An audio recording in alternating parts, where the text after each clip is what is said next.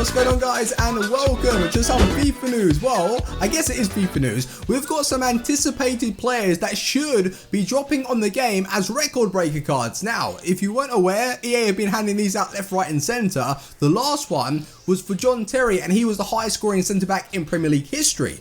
Now, if you do follow football, which you should do, I'm sure you guys do, over the weekend, Mane from Southampton, he has scored this quickest hat-trick, quick fire, bang, bang, bang, 3 goals in the quickest time in Premier League history. So he has broken a record. Now, will EA release a record breaker Mane, and he will be playing right wing and probably be 78 rated? He should do, 90% sure. If he doesn't, if he doesn't, he should. If he wants to release his own card, then I'm sure he could do. But no, if EA release him, then it's going to be all good. But if they don't, there's going to be a riot, because if they've given one for John Terry, then they should give one for Mane. But then where does it stop? Because a few other players have popped up, like De Bruyne.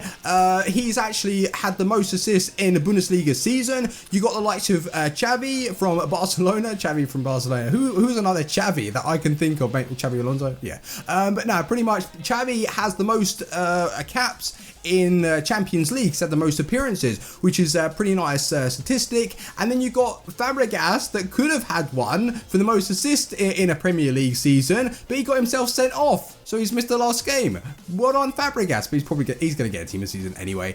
But yeah, guys, we've got some players coming to the game, and I thought I'd actually build a squad ready in anticipation for when when all of these players drop. So I'll put them in one side. So hopefully you do enjoy it. I've got some clips at the end. If you do need coins to afford any of these players that you will be seeing, FIFA, link at the top of the description. Go and use my code FUJI for 8% off, and we're going to go through the team right now. So 4-3-3 was the formation, and look at it. Just look at it. Before we even say anything, Ayose, the Perez, I don't know, he's the pair, he's just a god. But we've got him up top in the 4-3-3, but through the other players. Bravo, Bellerin, we've got PK, Ramos, and second in form Rodriguez.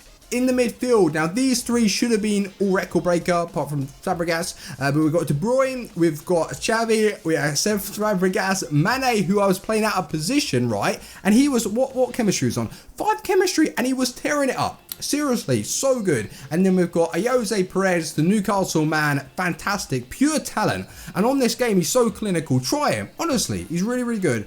And then we have Hazard, who this was the first time me using him, as this was my packed account with Messi. I actually sold Messi on for 4 million, 4.3 million, I think it was, like his lowest by now. Crazy profit there from one pack. But yeah, we did get the likes of Hazard, and he is so good in game. But we're going to move into some clips now. Hopefully you do enjoy. If you do, drop a like, drop a big thumbs up on the video, and yeah, let's go. Don't jump to conclusion and think just because the right back is bronze he's going to be bad, because let me tell you, he is one of the few that actually plays better than a bronze. It is Bellerin. I think he's quite tall, but he's damn right strong in the challenge, and he's so fast. That's probably what makes him so good. But one thing I do want to say about the actual squad itself, so well balanced. I never really used the 4-3-3 with the 3 centre mids, but it played well because you got De Bruyne there, you got Fabregas, they're perfect. Xavi is a little weak at times, but if he did get a record breaker card, I think he would actually be a really, really nice player. And one thing I do want to ask you guys, hear your opinion on it,